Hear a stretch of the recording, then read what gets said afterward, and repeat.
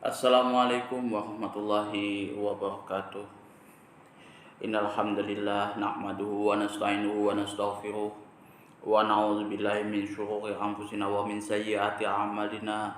May yahdihillahu fala mudilla lahu wa may yudlil fala hadiyalah. Asyhadu an la ilaha illallah wahdahu la syarikalah wa asyhadu anna Muhammadan abduhu wa rasuluh. Allahumma shalli ala sayyidina Muhammad wa ala ali sayyidina Muhammad kama sholaita ala sayyidina Ibrahim wa ala ali sayyidina Ibrahim wa barik ala sayyidina Muhammad wa ala ali sayyidina Muhammad kama barakta ala sayyidina Ibrahim wa ala ali sayyidina Ibrahim fil alamin innaka Hamidum Majid. Rabbi shrah li sadri wa yassir li amri wahlul 'uqdatam min lisani yafqahu qawli, amma ba'du. Hadirin hadirat jamaah kaum muslimin wal muslimat yang dirahmati oleh Allah Subhanahu wa ta'ala.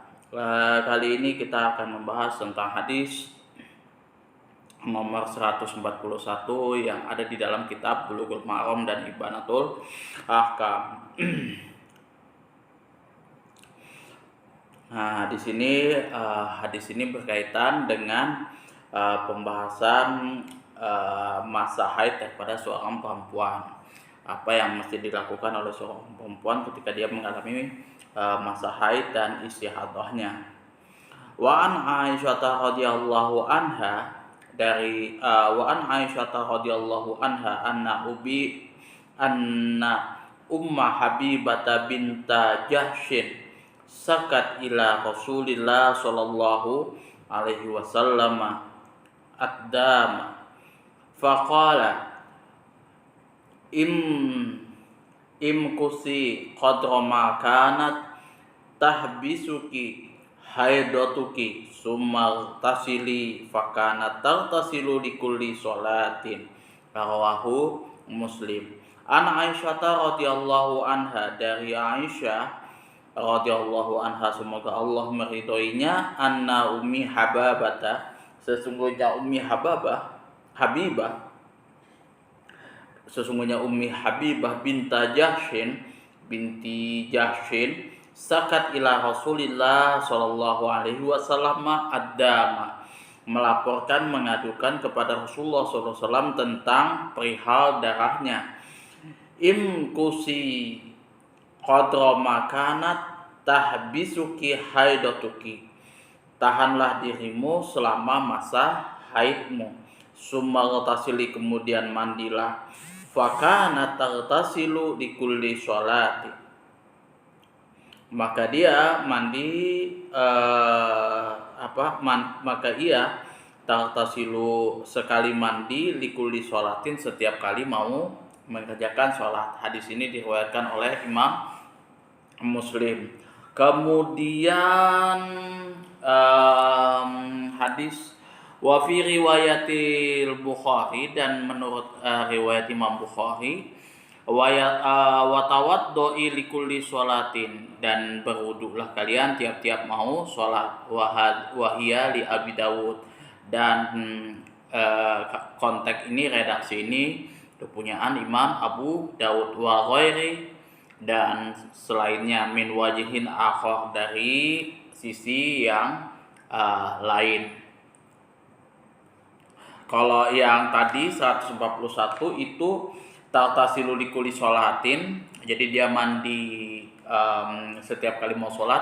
Ini kalau yang di sini watawaddo'i likulli sholatin, berwudu setiap kali sholat. Nah, nanti kita akan bahas bagaimana makna keseluruhannya di dalam kitab Ibanatul Ahkam.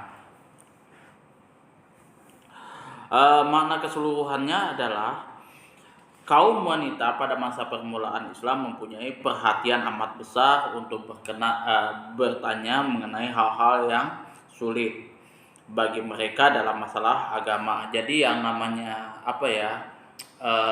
seseorang itu, baik lelaki ataupun perempuan, itu diberikan kebebasan yang sebesar-besarnya untuk mempelajari agama Islam itu. Jadi apapun yang dipertanyakan, selama itu tidak bertentangan dengan hukum-hukum syariat Islam, itu tidak ada masalah. Semua dijawab sedetail mungkin. Tujuan mereka adalah agar mereka menyembah kepada Allah Subhanahu wa taala dengan ibadah yang sahih. Jadi kalau misalkan bab toharoh ini ya di dalam mazhab manapun, mazhabnya Imam Syafi'i, Imam Malik, Imam Ahmad, kemudian Imam Abu Hanifah, ini selalu menjadi tumpuan yang pertama. Karena apa? Kalau misalkan ini enggak selesai, nggak beres, maka ibadah yang lain seperti halnya sholat juga tidak beres. Sedangkan yang namanya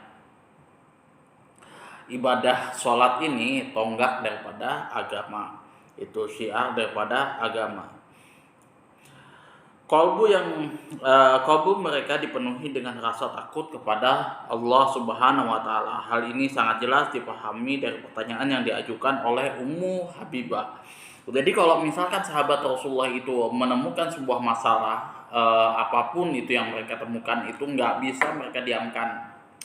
Begitu ketemu Rasulullah langsung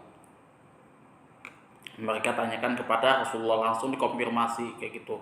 Wahai Rasulullah, ini hukumnya seperti apa? Ini konteksnya kayak gimana? Kami sudah melakukan seperti ini.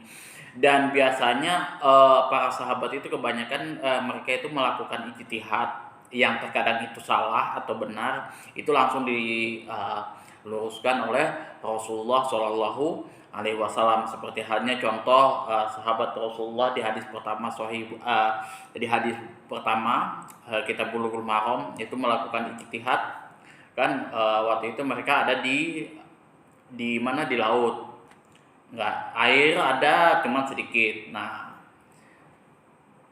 bagaimana keadaan tersebut? Ada yang kalau tidak salah di situ dengan air ini, dengan air laut dan lain sebagainya. Baru kalau misalkan ketemu Rasulullah, baru mereka konfirmasi seperti itu.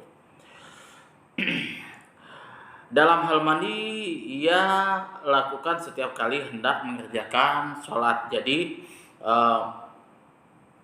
Ummu Habibah ini kalau misalkan dia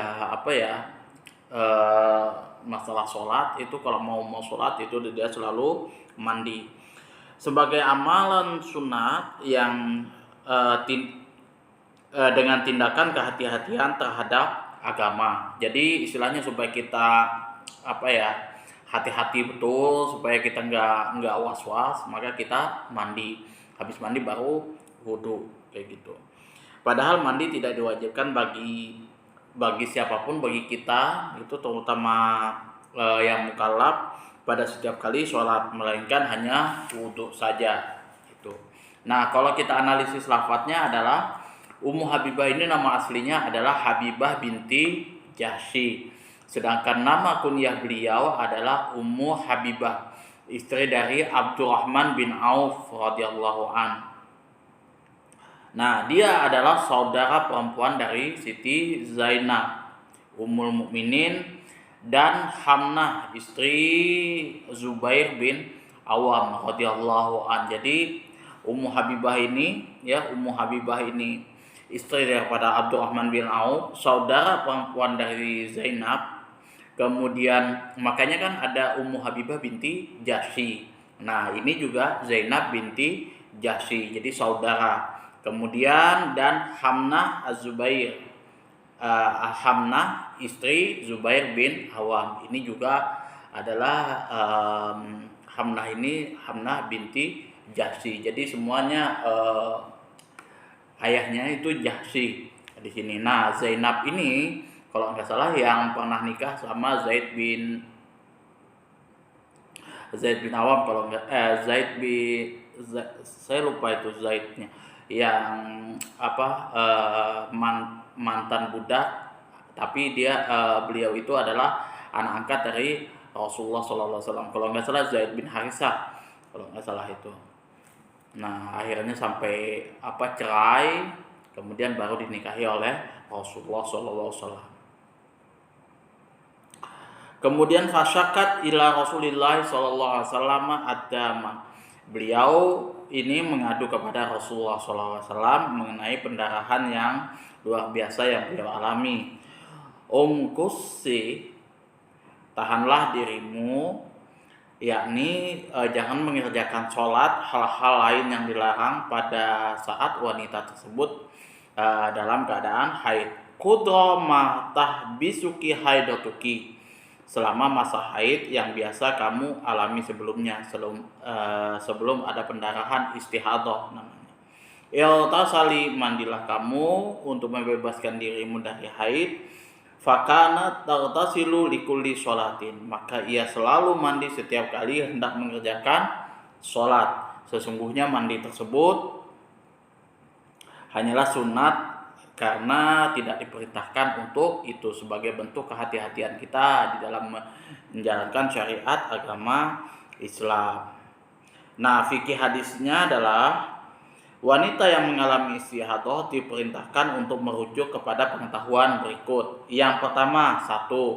Kebiasaan yang dialami yang telah ia alami sebelum istihadah. Jadi dia harus mengetahui dulu kebiasaan yang ia alami sebelum istihadah.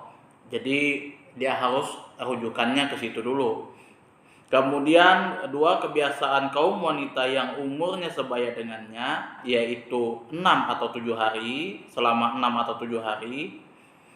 Nah, masa haidnya itu paling minim adalah sehari semalam. Mayoritasnya 6 sampai 7 hari. Sedangkan batas maksimal adalah 15 hari. Nah, jadi batas maksimalnya. Kebiasaan haid wanita itu yang seumur sebaya dengan ya kita ini itu 6 hari atau 7 hari. Jadi paling minimnya itu sehari semalam. Itu biasa kita pelajari di dalam kitab Fathul Qorib, sehari semalam lah sultan. Kemudian paling banternya maksimalnya adalah 15 hari. Kemudian 3, spesifikasi darah ditinjau dari sisi warna dan baunya. Kemudian yang keempat, masa datang dan masa berhentinya, maka ia wajib mandi di masa haidnya berhenti. Mengenai mandi dan wudu sesudah itu keterangannya akan disebutkan di hadis nomor 118 pada bagian fikih hadis 118. Ini tadi sudah masuk ke 120. Oh iya, yang kemarin 118 atau 140 ya. Oh, Hamnah binti Jahsy. Iya. Hamnah binti Jahsy ini tadi sudah disebutkan, itu adalah istri dari Zubair bin Awam. Kalau Hamnah binti Jahsy. Kalau Zainab binti Jahsy itu adalah Ummul Mukminin, itu istri dari Rasulullah SAW. Kalau Ummu Habibah itu istri daripada Abdurrahman bin Auf, yang mana mereka ini adalah saudara kandung. Ya, kalau nggak salah ini 140 ya, 140 kalau yang ada di sini. Nah, kalau yang ada di sini betul-betul 140. Ya, Hamnah binti Jahsy. Itu sudah dibahas kemarin di nomor 140. Nanti teman-teman bisa cek di situ. Nah, ini kita yang kita bahas adalah 141 dan 142 dengan fikih hadisnya. Jadi teman-teman nanti bisa cek, bisa lihat lagi dulu beberapa kitab. Nah, yang sudah kita bahas sebelumnya. Mungkin itu saja yang dapat saya sampaikan. Kurang dan lebihnya saya mohon maaf yang sebesar-besarnya. Ini juga tidak begitu detail dan tidak begitu lama. Nanti teman-teman nanti bisa enjoy lah nanti mempelajarinya ya. Kemudian besok insya Allah kajiannya Al-Askar juga, kemudian sama kitab Fathul. Oke, akhirul kalam. Assalamualaikum warahmatullahi wabarakatuh.